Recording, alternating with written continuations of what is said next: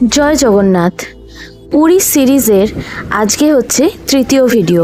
প্রথম ভিডিওতে আমরা পৌঁছে গেছিলাম কলকাতা থেকে পুরী, আর তারপরে দ্বিতীয় ভিডিওতে আমরা বেশ কিছু হোটেল দেখে তারপর নিজেদের জন্য একটা হোটেল বেছে নিয়েছিলাম। আজকের পর্বে আমরা এবার চলে যাব যে কারণে পুরীতে সাধারণত আমরা সবাই যাই, সেটা হচ্ছে শ্রী জগন্নাথ দেবের দর্শন করতে। আজকের ভ্লগে থাকবে সি বিচ থেকে কিভাবে সহজে আপনারা পৌঁছে যাবেন শ্রী জগন্নাথ দেবের মন্দিরের কাছে, তার খরচ কত, সাথেই জগন্নাথ দেবের মন্দিরে ঢোকার পদ্ধতি, কোন দরজা দিয়ে ঢোকা যায় আছে সেই সমস্ত ডিটেলস মন্দিরের বিষয়, এবং মহাপ্রসাদও আপনারা কোত্থেকে নিজেরাই পেতে পারেন, মানে পান্ডা ছাড়াই আপনারা কিভাবে খুব ভালো করে জগন্নাথ দেবের দর্শন করতে পারেন তার সমস্ত ডিটেলস কিন্তু থাকবে আজকের ভ্লগে। তাহলে চলুন সময় নষ্ট না করে আজকের ভ্লগটা এবার স্টার্ট করা যাক।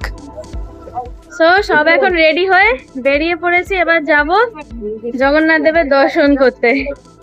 এই যে পেছনে জেঠু সামনে চলে গেছে, ও সামনে এই যে আমাদের হোটেলটা বাঙালি বাজারের বেশ কাছে, তো ওই মুখ থেকেই, বাঙালি বাজারের মুখ থেকেই আমরা একটা টোটো ভাড়া করলাম, সোজা মন্দিরের সামনে অবধি ছাড়বে। আমাদের প্রত্যেকেরই মানে একটা টোটোর ভাড়া লাগছে 100 টাকা। এই টোটো আমাদেরকে বরাহি লেন ধরে সোজা মন্দিরের অশ্বদ্বারের সামনে নিয়ে গিয়ে ছেড়েছিল, যেটা হলো মন্দিরের দক্ষিণ দ্বার।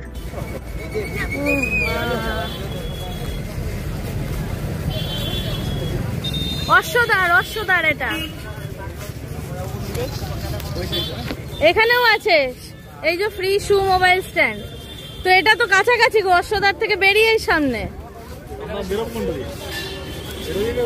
দেখো ঢুকতে হয় সিংহদ্বার দিয়ে আর বেরোতে হয় যে কোনো দ্বার দিয়ে।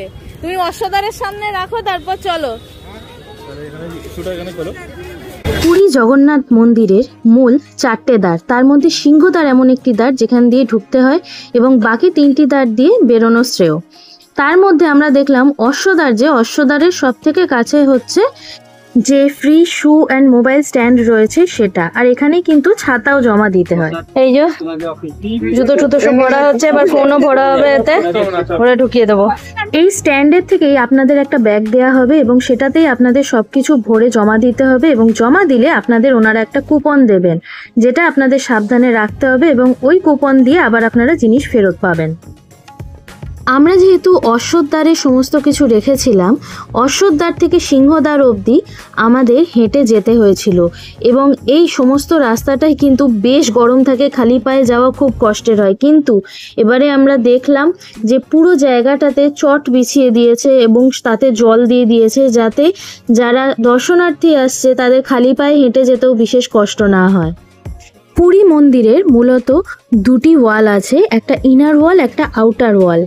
এই ইনার ওয়ালের মধ্যেই রয়েছে মন্দিরগুলি, এবং আউটার ওয়ালের মধ্যে যে সমস্ত কার্যালয় এবং তার সাথে আনন্দবাজার সেইগুলো অবস্থিত। কিন্তু এই আউটার ওয়ালের বাইরের দিকটাতেই কিন্তু রয়েছে আবার দরজাগুলো, চারদিকে 4টি, মানে পূর্ব দিকে সিংহদ্বার, উত্তর দিকের হস্তিদ্বার, তারপরে পশ্চিম দিকের ব্যাঘ্রদ্বার এবং দক্ষিণ দিকের অশ্বদ্বার। যখনই আপনারা আনন্দবাজারে যেতে চাইবেন আপনাদের কিন্তু ওই সিংহদ্বার দিয়েই ঢুকতে হবে, এবং এই সিংহদ্বার দিয়ে ঢোকার জায়গায় এখন খুব ভালো ব্যবস্থাপনা হয়ে গেছে, এসি টানেল করে দেওয়া হয়েছে, সাথেই যেটা বললাম যে জল টল দিয়ে ঠান্ডা করে রাখছে জায়গাগুলো, যাতে যারা দর্শনার্থী তাদের কোনো কষ্ট না হয়। এবার এখানে একটা জিনিস বলে দিই, অনেকে সিংহদ্বারের সামনে এসে গুলিয়ে ফেলে একটা জিনিস, যে অরুণ স্তম্ভকে ছুঁয়ে প্রণাম করেই সোজা হয়তো যাওয়ার চেষ্টা করে মন্দিরের দিকে, কিন্তু সেটা করলে চলবে না। একটু ঘুরে আপনাকে চলে আসতে হবে যেখানে হাত পা ধোয়ার জায়গা আছে সেখানে।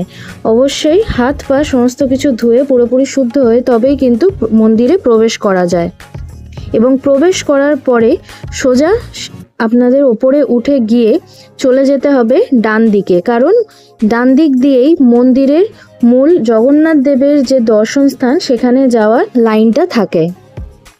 ভিড়ের উপর নির্ভর করছে যে আপনাদের দর্শন করতে কতটা সময় লাগবে। বেশি ভিড় না থাকলে 20-25 মিনিটেই হয়ে যায়, নইলে সেটা 1 থেকে 2 ঘন্টাও লাগতে পারে, তাই সময় হাতে নিয়েই অবশ্য যাবেন।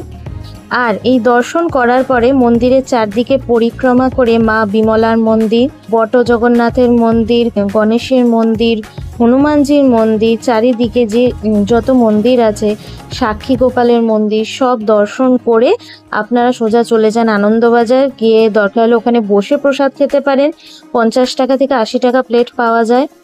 সাথেই আপনারা কিনেও নিয়ে আসতে পারেন, যেটা আমরাও করেছি।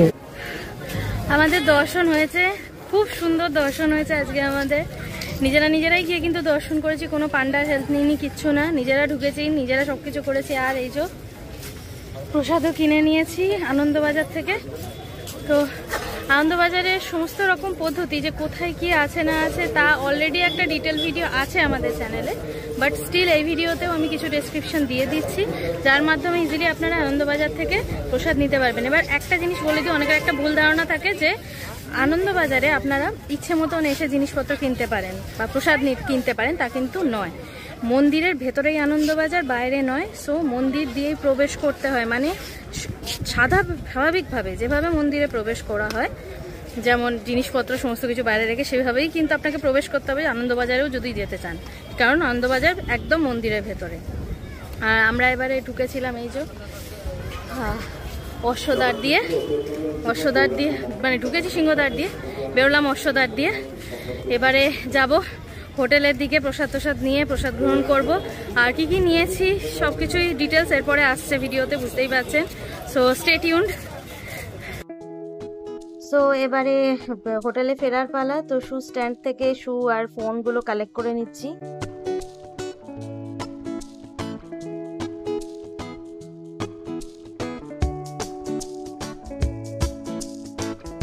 হোটেলে আমরা চলে এসেছি মহাপ্রসাদ নিয়ে, তাই এবারে হচ্ছে মহাপ্রসাদ গ্রহণের পালা। এবার এখানে একটা জিনিস, মহাপ্রসাদ কিন্তু কখনো কোনো উঁচু জায়গায় বসে খেতে নেই, সবসময় মাটিতে বসে খেতে হয়। ওই জন্য আমরাও নিচে কাগজ ঠাগজ পেতে পরিষ্কারভাবে ব্যবস্থা করে নিয়েছি বসে খাওয়ার সবাই মিলে। এবারে আমরা মহাপ্রসাদে একটা বড় হাঁড়ি নিয়েছি সাদা ভাতের, কারণ আমরা এতজন রয়েছি সবাই মিলে খাবো, এটাই আমাদের আজকের দুপুরের খাওয়া। আর সঙ্গে রয়েছে 2 রকমের ডাল আছে, একটা বেশ নানা রকম ডালের মিক্স, আর একটাতে ডালের সঙ্গে সবজির মিক্সও আছে, আর একটা আছে শুধু সবজি, মিক্স সবজির মতো। এগুলোর অ্যাকচুয়ালি নামগুলো তো আমাদের জানা নেই, এখানকার লোকাল কিছু নাম আছে আমি শুনেছি, মোহরা আরও কিছু কিছু, সেগুলো এক্স্যাক্ট আমার জানা নেই যে কোনটা কি, তাই বলতে পারছি না। আপনারা জানলে কিন্তু অবশ্যই জানাবেন যে কি কি নিয়ে এসছি অ্যাকচুয়ালি আমরা। আর সঙ্গে একটা মিষ্টি পোলাওয়ের মতো আছে ভাত, সেইটা অল্প এনেছি। আর সঙ্গে যেটা ওখানে ক্ষীর বলে বিক্রি হচ্ছে, অ্যাকচুয়ালি দই ভাত, সেটাও এনেছি। তো এই সব কিছু মিলিয়ে আমাদের এবারে হয়েছে মোট 500 টাকা পড়েছে এই মহাপ্রসাদে। আর যেটা আগেই বলেছি, ভেতরে তো বসে খাওয়াই যায়, সেই ব্যবস্থাও আছে।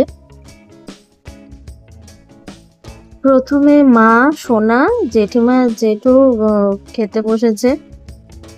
আর সোনার তো খুবই ভাল লেগেছিল প্রসাদ খেয়ে, বারে বারে বলছিল ভাল লাগছে।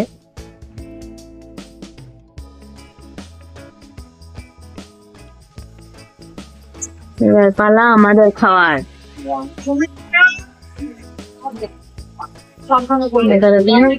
ওই আবার বাড়তে বসেছে,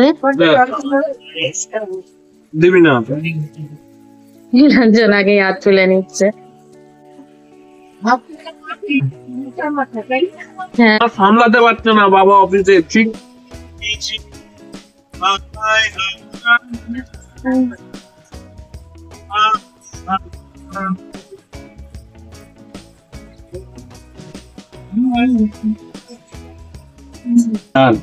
কিসের ডাল? কিসের ডাল? না না, মুগের ডাল না, মুগ ডাল রান্না হয় না, অরহর ডাল হয়। অরহর ডাল খেলে এখানে মন্দিরে রান্না হয় না। আর এটা নারকেল টারকেল দিয়ে করা, এটা 5 মিশালি সবজি, এটা মিষ্টি ভাত, আর এটা দই দিয়ে ভাত। হ্যাঁ, দই ভাতটা আছে, পায়েস। সবাই এখানে পরমান্ন বলছে এটাকে। এটা পরমান্ন বলে। এই হচ্ছে আজকে মোগের আইটেম। আর এর কোনো রিভিউ হয় না, রিভিউ নেই, সবকিছুই ভালো, সব ভালো।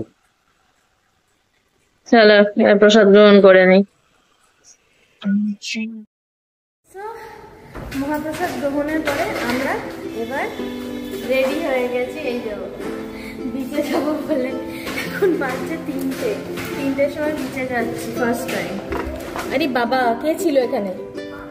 Who is there?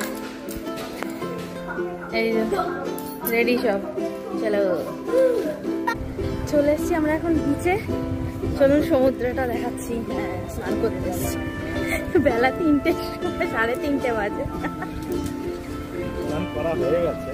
হ্যাঁ, নর্মাল স্নান হয়ে গেছে, পুজোর দর্শন করেছি, ভোগ গ্রহণ করেছি, তারপরে এই যে অপূর্ব ওইদিকে দূরে লোক দেখা যাচ্ছে, ওইটা হচ্ছে স্বর্গদ্বার বিচ, ওই যে। আর আমরা এই যে ক্যামেলিয়া হোটেল, তার উল্টো দিকে বিচে। হ্যাঁ, অপূর্ব সমুদ্রে। নীলাঞ্জন চলেছে, এই যে চটি পরে যাস না।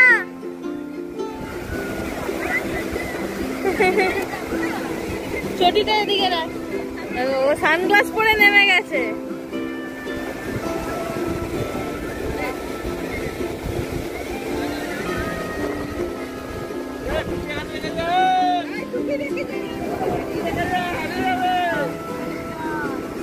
নিয়ে যাচ্ছে, এটা আমাগুড়ি কাছে পাইনিস থেকে বালি সরে যাচ্ছে বাবা।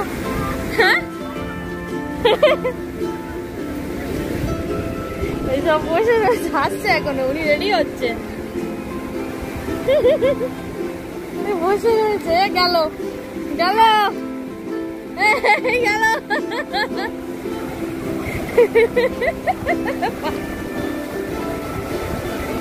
ওই দেখো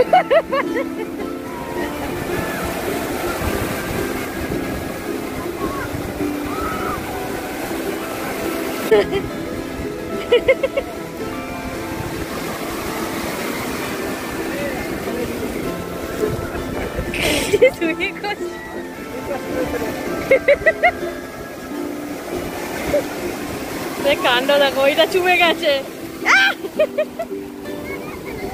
কি বিশাল ঢেউ, যার জন্য পুরী বিখ্যাত। বিশাল বিশাল জোরদার ঢেউ, ওরে বাবা টানছে কি। এই ছেলেকে ধরে রাখো।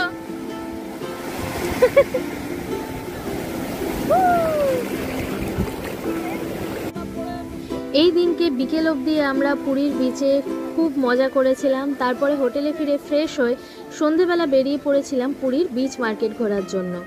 সো আজকের ব্লগটা এখানে এন্ড হচ্ছে, কারণ অলরেডি ব্লগটা অনেক লং হয়ে গেছে। পরের ব্লগে আসছে পুরীর বিচ মার্কেটের ডিটেলস। তাহলে চলুন আবার পরের ব্লগে খুব তাড়াতাড়ি দেখা হচ্ছে। আর হ্যাঁ, যদি এই ভিডিওটা আপনাদের ভালো লেগে থাকে, ইনফরমেটিভ মনে হয়ে থাকে, অবশ্যই কিন্তু একটা লাইক দেবেন ভিডিওটাতে। আর চ্যানেল সাবস্ক্রাইব না করা থাকলে প্লিজ সাবস্ক্রাইব করে নিন। আর হ্যাঁ, যদি কিছু জিজ্ঞাসা থাকে কমেন্টে কিন্তু আমাদের জিজ্ঞাসা করতে ভুলবেন না। সো এখানেই ব্লগটা এন্ড করছি। আবার পরের ব্লগে খুব তাড়াতাড়ি দেখা হচ্ছে পুরীর বিচ মার্কেট নিয়ে, সাথেই পুরীর সমুদ্রে ঝড় উঠলে কেমন লাগে সেটা নিয়েও। So stay tuned with us. আবার পরের ব্লগে খুব তাড়াতাড়ি দেখা হচ্ছে। Till then take care and bye bye. আর জয় জগন্নাথ সবাইকে।